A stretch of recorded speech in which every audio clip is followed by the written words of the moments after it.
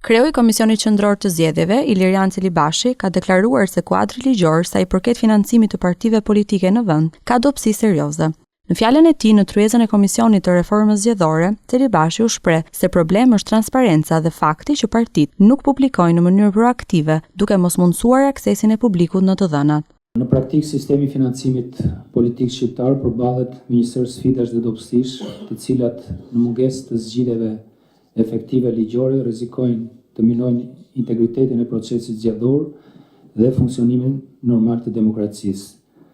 Në Shqipëri ekziston një kuadër ligjor për financimin politik, i cili përbëhet nga ligji për partitë politike, si dhe dispozitat përkatëse të kodit zgjedhor.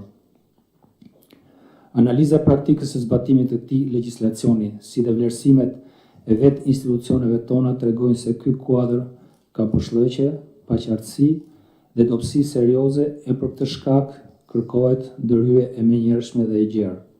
Realiteti aktual tregon se financimi politik në Shqipëri është një problem kompleks dhe i pazgjidhur plotësisht. Ambasadori i BE-s në Tiranë, Silvio Gonzato, theksoi se reforma zgjedhore është një nga parakushtet për integrimin e vendit në Unionin Evropian. Gonzato theksoi se është e nevojshme për dialog mes palëve pasi vendi ndodhet në një moment kritik. Sipas tij, ligji për financimet e partive politike duhet të garantojë një fushë lojë të barabartë për të gjithë aktorët dhe se duhet të mbrojë dhe të vegjëlit. Në fakt, mirë kuptimin e përbashkët midis të dy bashkëkryetarëve që reforma duhet përmbushë jo vetëm pritshmëritë e qytetarëve, por edhe standardet ndërkombëtare.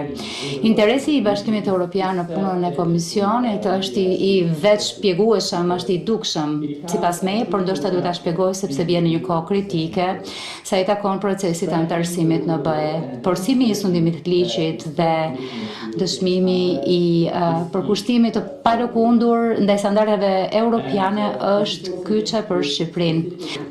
Reforma zgjedhore duhet garantoj pluralizmin politik dhe të siguroj një fushë lojë të barabartë të mirëfillt për gjithë aktorët politik.